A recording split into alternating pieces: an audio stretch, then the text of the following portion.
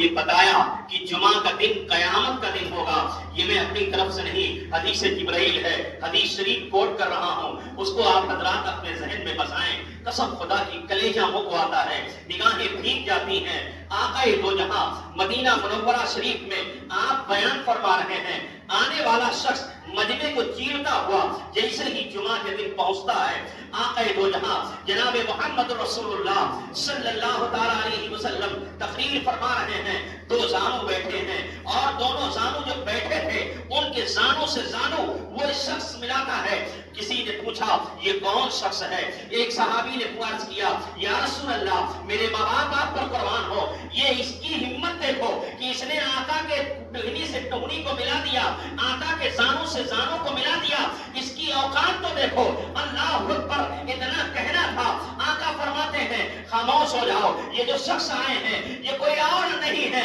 یہ جبریل امین آئے ہوئے ہیں، ہمیں اور آپ کو جمعہ کے تعلق سے بتانے آئے ہیں، ہمیں اور آپ کو سبق دینے کے لیے آئے ہیں، نماز کے تعلق سے بتانے آئے ہیں۔ اللہ اکبر کبیرہ اتنا کہنا تھا، آقا دو جہاں سے وہ سوال کرتے ہیں، وہ شخص سوال کرتا ہے اور عرض کرتا ہے یا رسول اللہ میرا سب کچھ آپ پر قربان ہو، آپ ذرا یہ بتائیں کہ آپ بتائیں یوم الجمعہ یوم العید ہے، یوم متا قیامت کا، قیامت کب آئے گی؟ آپ بتائیں قیامت کب آئے گی، قیامت کی نشانیاں کیا ہیں؟ قسم خدا کی جب آقا نے بیان فرمایا تمام صحابہ ہو رہے ہیں۔ اللہ اکبر، آج وہی بات ہے، مسجد کے دروازے پر پہنچو تو وہاں پر لکھا ہوا ہے موبائل اپنا سائلنٹ کر لو، اگر الگ جاؤ تو وہاں پر لوگ بیٹھ کر کے گفتگو کر رہے ہیں۔ آقا تو جہاں فرماتے ہیں قیامت کی سب سے بڑی نشانی یہ ہے لوگ مسجدوں میں موبائل بجائیں گے، قیامت کی سب سے بڑی نشانیاں یہ ہے لوگ مسجدوں میں بیٹھ کر کے فضول باتیں کریں گے، قیامت کی سب سے بڑی نشانی یہ ہے لوگ مسجدوں میں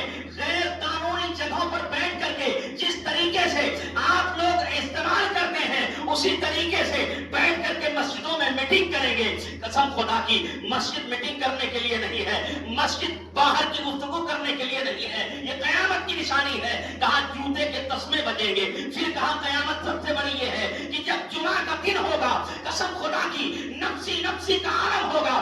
فرشتہ 3 سور پھونکے گا، حضرت اسرافیل 3 سور پھونکیں گے، پہلا سور پھونکیں گے، ایک بیجک بجے گی ایک میجک بجے گی، جب پہلا سور پھونکا جائے گا تو اس سور میں قسم خدا کی میجک بجے گی، ساری کائنات ختم ہو جائے گی، روئی کی ملبے کی طرح بڑے بڑے محلات بڑی بڑی چیزیں یہ اڑتی ہوئی نظر آئے گی۔ اب آپ اندازہ لگاؤ اب یہ ساری چیزیں اڑ جائے گی، جب تیسرا سور پھونکا جائے گا تو ہمارے اور آپ کی طرح جس طریقے سے قبر میں روحیں ہوتی ہیں یہ قبر سے روحیں نکلے گی اور نکلنے کے بعد مکھیوں کی طرح سب مدینہ شریف میں اکٹھا ہوں گی، وہاں سے آقا دو جہاں کی روح نکلے گی، آقا آگے آگے ہوں گے، پیچھے صدیق اکبر ہوں گے، حضرت عمر ہوں گے، فاروق اعظم ہوں گے، حضرت علی ہوں گے، مولا مشکل کشا ہوں گے، تمام انبیاء کرام ہوں گے، اس کے پیچھے ہم سب غلام ہوں گے۔ لیکن قسم خدا کی آقا فرماتے ہیں جب قیامت برپا ہو جائے گی یہ آپ کی مسجد، آپ نے اس میں چھت لگایا ہے، آپ نے اس میں چٹائی بچھائی ہے،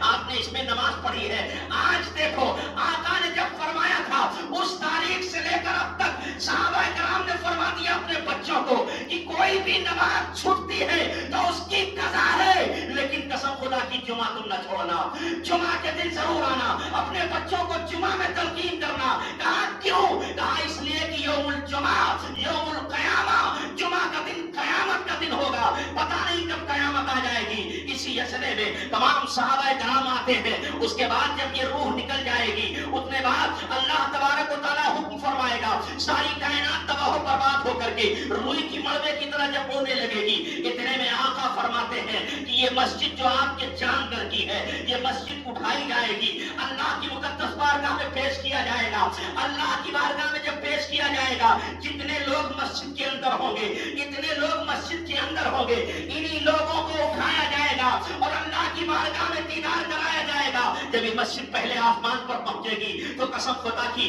نفسی نفسی کا عالم ہوگا، دوسرے آسمان پر پہنچے گی نفسی نفسی کا عالم ہوگا، تیسرے آسمان پر پہنچے گی نفسی نفسی کا عالم ہوگا، چوتھے آسمان پر پہنچے گی نفسی نفسی کا عالم ہوگا۔ جب یہ مسجد اللہ کی مقدس بارگاہ میں چوتھے آسمان پر پہنچے گی، جہنم کے قریب ہوگی، بہت سارے جہنمی مسجد کے اسی گاؤں کے لوگ جہنم میں ہوں گے، اللہ اکبر، یہ مسجد دیکھ کر کہے گی اے خدا بندے قدوس تجھ سے کچھ مانگنا چاہتی ہوں، اتنا کہنا چاہتی ہوں، تو مسجد سے خدا کہے گا مانگ تو کیا کہتی ہے؟ کہا مولا مجھ کو چوڑی کر دے، اتنا چوڑی کر دے کہ میں جس کو چاہوں بخشوا کر کے مسجد میں داخلہ کروا دوں، جس کو چاہوں مسجد میں لے لو، جس کو چاہوں مسجد میں رکھ لوں۔ اللہ اکبر، یہ مسجد جب اتنا کہے گی تو اللہ اکبر، وہ مسجد کا جو مسجد کا ماننے والا ہے، جس نے مسجد میں پنکھے لگائے تھے، جب اتنی امید دیکھے گا، اتنی امید دیکھ کر کے کہے گا مولا کریم یہ میرے گاؤں کی مسجد ہے، اس میں میں نے چٹائی بچھائی ہے، اللہ فرمائے گا جب تو بھی چلا جا۔ وہی مسجد پکار کر کے کہے گی اے پروردگار، اس نے ہمارے میں نماز پڑھی ہے، اس نے یہاں پر روغن کیا ہے، اس نے یہاں پر جھاڑو دیا ہے، لہذا مسجد میں سب سے پہلے آؤ۔ جو شخص مسجد میں پہلے آتا ہے، جھاڑو لگا کر چٹائی بچھاتا ہے، قسم خدا کی وہ پہلے جنت کا حقدار بنتا ہے، وہ پہلے جنت میں جاتا ہے۔ یہ میں نہیں کہتا ہوں، حدیث شریف میں آقا فرماتے ہیں ہے کوئی شخص جو جنت میں سب سے پہلے جانا چاہتا ہے۔ عشاء کی نماز پڑھنے کے بعد سارے صحابہ کرام اپنے پاس رہتے ہیں۔ ایک صحابی نے کہا یا رسول اللہ میں جنت میں جانا چاہتا ہوں، دوسرے صحابی نے کہا یا رسول اللہ میں جنت میں جانا چاہتا ہوں، تیسرے صحابی نے کہا یا رسول اللہ میں جنت میں جانا چاہتا ہوں۔ اتنا کہنا تھا، عشاء کی نماز پڑھنے کے بعد سب کے دل میں یہ تھی کہ سب سے پہلے میں مسجد جاؤں گا، صبح جھاڑو لگاؤں گا، اذان دوں گا، مسجد میں پہلے پہنچوں گا۔ لہذا مسلمانوں میں آپ سے ہاتھ جوڑ کر کے گزارش کرتا ہوں، کوئی کام کرے نہ کرے سب سے پہلے مسجد آنا شروع کر دیں، پروردگار تمہارے ساتھ ہوگا، اللہ تمہارا ساتھ دے گا۔ وہ مسجد آنے کے تعلق سے حدیث میں بیان فرمایا جو سب سے پہلے مسجد میں آئے گا وہ پہلے جنتی ہوگا، اور جب جنتی ہو جائے گا وہ دوسروں کو بھی جنت میں لے جائے گا۔ اللہ اکبر، سارے صحابہ جا چکے ہوتے ہیں، اتنے میں ایک صحابی رسول ہے، اللہ اکبر، جن کا نام افضل الصحابہ ہے، جن کا نام صدیق اکبر ہے، قسم خدا کی چٹائی بٹورتے ہیں، اور بٹورنے کے بعد ایک جگہ پر چٹائی جمع کرتے ہیں، اور جمع کرنے کے بعد چٹائی کے بیچ میں چراغ گل کر دیا گیا، روشنی بند کر دی گئی، اور اسی چٹائی کے بیچ میں بیٹھ کر کے رونے لگتے ہیں، پروردگار آج میں اگر گھر چلا گیا، میری آنکھ لگ گئی تو صبح میں نہ اٹھ پاؤں گا، صبح میں جھاڑو نہیں لگا پاؤں گا، صبح میں سب سے پہلے کہ مسجد نہیں آ پاؤں گا، لہذا میں نہیں جاؤں گا، مسجد ہی میں رہے، اس اتفاق کے ساتھ رہے کہ جب 3 بجتا ہے تو قسم خدا کی سارے صحابی پورے مکہ میں کوئی سویا نہ تھا، سارے صحابی کوئی سونے والا نہ تھا، سب مسجد کا انتظار کر رہے تھے۔ اتنے میں دیکھتے کیا ہے، حضرت عمر سب سے پہلے اٹھتے ہیں، مسجد کے دروازے پر جیسے ہی پہنچتے کہتے اللہم افتح لی ابواب برحمتک، جیسے ہی دروازے پر پہنچتے دیکھتے کیا ہے، مسجد میں چٹائی بھی بچھی ہوئی ہے، مسجد میں مصلی بھی بچھا ہوا ہے، مسجد میں جھاڑو بھی لگا ہوا ہے، مسجد میں لوٹے میں پانی بھی رکھا ہے۔ اتنا دیکھ کر کے ادھر ادھر کہنے لگتے ہیں کون ہے جو عمر سے پہلے مسجد میں آ گیا؟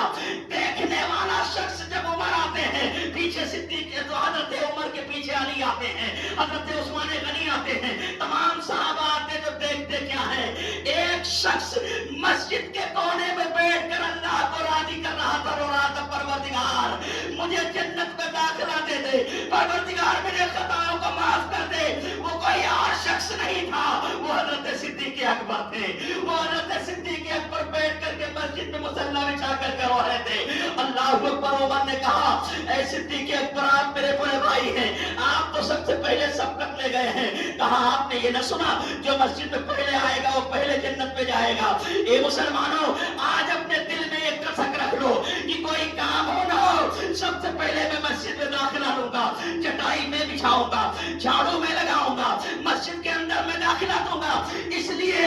مسجد کسی کے باپ کی نہیں، مسجد خدا پاک کی ہے، مسجد پروردگار کی ہے۔ مسجد میں چٹائی لگانا، مسجد میں جھاڑو لگانا، مسجد میں پنکھا لگانا، مسجد میں خرچ کرنا کسی کے اوپر نہیں کر رہے ہو، یہ اللہ کے گھر کے لیے کر رہے ہو، اور اس کا حساب کل روز قیامت تم کو ملتا ہوا نظر آئے گا۔ اب آپ ایک چیز اور جانتے ہو،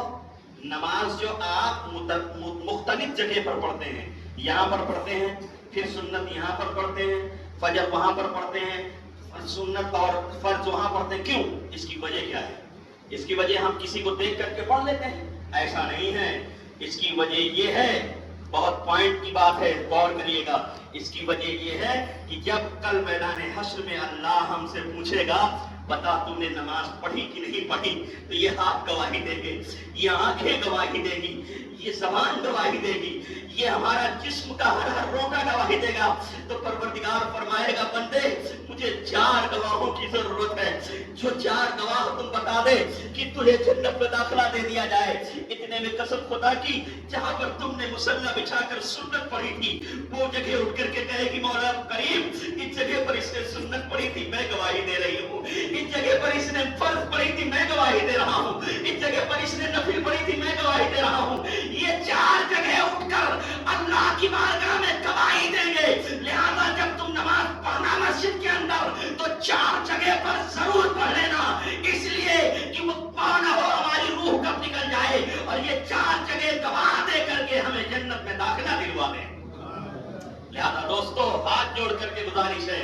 मैंने कहा था एक जुमा में कि आप लोग मस्जिद आने के लिए सोचें। हदीस में सरकार ने फरमाया कि जो वक्त मस्जिद में पहले आता है वो पहले जन्नत में जाता है। जवान बच्चों गुजारिश है आपसे, कब तक हम अपनी जिंदगी यूं ही गुजारते रहेंगे? हमारी पेशानियों में सजदों की तड़प होनी चाहिए। हम सजदों के लिए रोने लगेंगे जिस दिन, कसम खुदा की उस दिन हमारी दुआ मकबूल होगी। हजरत मौला अली मुश्किल कुशा की एक वक्त की नमाज कदा हुई थी, एक वक्त की नमाज कदा हुई थी। हम न जाने हम मौलाना हैं, हम मुफ्ती हैं, हम कारी भी हैं, हम हाफिज भी हैं, लेकिन कसम खुदा की हमारी भी नमाजें छूट जाती है, आपकी भी नमाजें छूट जाती है। हाजी होते हुए भी नमाज छोड़ दे रहे हैं, मौलाना होते हुए भी नमाज छोड़ दे रहे हैं। लोगों को बताने में शर्म आती है कि हम बेनमाजी हैं, हमारी मस्जिदें वीरान हैं, हमारी दरसगाहें बेनूर हैं। क्यों है? इसलिए है कि हमने नमाज तर्क कर दी है,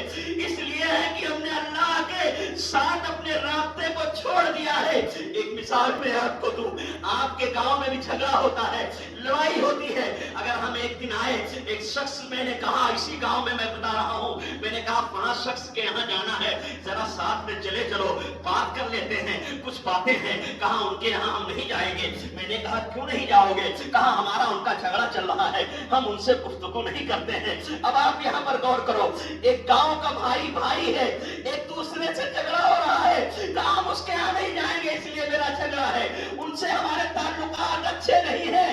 पता चला जो शख्स के ताल्लुकात किसी दूसरे से अच्छे ना हो तो उसके घर आप जाना नहीं पसंद करते हैं। पता चला अगर हम मस्जिद नहीं आते, कहा चलो मस्जिद, हम मस्जिद नहीं आते तो क्या हमारा अल्लाह से झगड़ा है कि नहीं? हमारे ताल्लुकात अल्लाह से अच्छे नहीं है। अगर अच्छे होते ताल्लुकात अच्छे हमारे अल्लाह से तो हम अल्लाह के घर आते। अल्लाह के घर से अपने ताल्लुकात अच्छे जोड़ो, अल्लाह से खौफ रखो और अल्लाह से झगड़ा न बोल लो। इसलिए अल्लाह की बारगाह में आना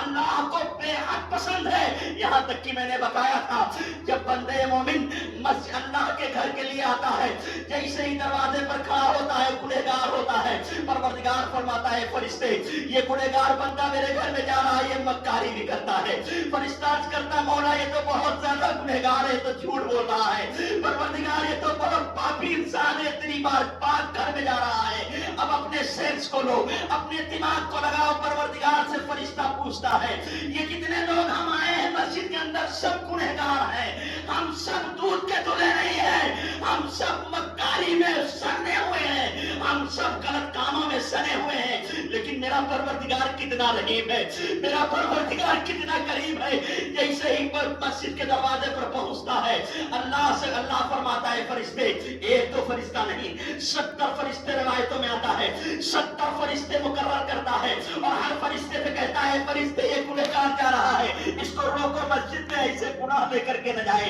कहा मौला क्या करूं? कहा ये इसके गुनाह को ले ले और गुनाह के सारे गट्ठर उतार ले और उतार करके किनारे खड़ा रहे जब तक मैं न कहूं इसके गुनाह के गट्ठर को वापस न करना। वो फरिश्ता गुनाह के गट्ठर को लेकर के दरवाजे के बाहर खड़ा होता है, वो बंदा दाखिल होता है, जैसे कहता है अल्लाहुम्मा फ़्ताहली अबवाबा बिरहमतिका कहकर अंदर दाखिल होता है, गोया कि उसे اپنی ماں کے پیٹ سے پیدا ہو رہا ہے، مرغا کی اپنے ماں کے پیٹ سے پھر سے پیدا ہوا ہے۔ اب آپ اندازہ لگاؤ مسلمانوں، جب داخلہ لے لیا، اندر داخل ہو گیا، اسی لیے روایتوں میں آیا ہے کہ یوم الجمعہ یوم العید، جمعہ کا دن اگر کوئی شخص انتقال کرتا ہے، اپنے گھر میں نہیں مسجد سے جا کر کے انتقال کر جاتا ہے، نماز جمعہ پڑھنے کے بعد انتقال کر جاتا ہے، تو قبر میں اس سے حساب و کتاب نہیں ہوتا ہے۔ یہ میں کہہ رہا ہوں، یہ حدیث شریف میں بھی ہے کہ جب جمعہ پڑھ کر کے گیا تھا، اللہ اکبر، اب وہ بندہ جب داخلہ لیا اندر، اتنے میں فرشتہ جب نماز پڑھ کر کے پھر نکلتا ہے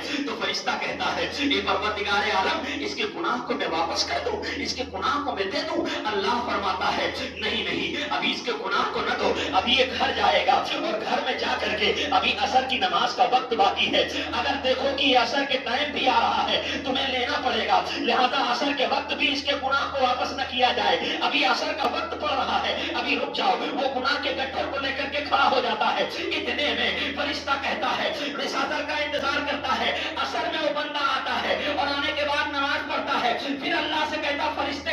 اللہ سے کہتا مولا اس کے گناہ کو واپس کر دو، مولا کہتا ابھی نہیں، ابھی مغرب کا وقت باقی ہے، ہو سکتا ہے یہ بندہ مغرب کی نماز پڑھنے لگے۔ پھر رب کی کریمی دیکھو، رب کی رحیمی دیکھو، لوگ یہ بھی کہہ دیتے ہیں 70 چوہیا کھا کے بلی حج کرنے چلی ہے، یہ کہاوت بہت غلط ہے، اس لیے کسی کو یہ نہ کہو اگر وہ بندہ گنہگار ہے، اس نے سچا توبہ کر کے مسجد میں داخل ہو گیا تو قسم خدا کی پروردگار غفور رحیم سارے گناہ کو معاف فرما دیتا ہے، سارے گناہ کو معاف فرما دیتا ہے۔ اسی لیے تو اعلیٰ حضرت عظیم البرکت مجدد دین و ملت امام عشق و محبت فرماتے ہیں، کیا ارشاد فرماتے ہیں کہ جب ان کی بارگاہ میں تم جاتے ہو اور بیٹھ کر کے سجدہ کرتے ہو تو اللہ غفور رحیم معاف فرما دیتا ہے، اللہ اکبر، پھر مغرب کا انتظار کرتا ہے، پھر عشاء کا انتظار کرتا ہے، پھر فجر کا، یہاں تک کہ 5 ٹائم کی وہ جب نماز پڑھنے لگتا ہے تو اللہ دوسرے جمعہ کو کہتا ہے اے فرشتے، میں نے دوسرے جمعہ کو اس کا انعام عطا کیا ہے، اب اس کے گناہ واپس نہ کرنا، اب میں نے اس کو پاک و شفاف کر دیا ہے، اب جب یہ مرے گا تو اس کی قبر میں رحمت و انوار کی بارشیں ہوں گی، اس کے قبر میں رحمت و انوار کی بارشیں ہوں گی۔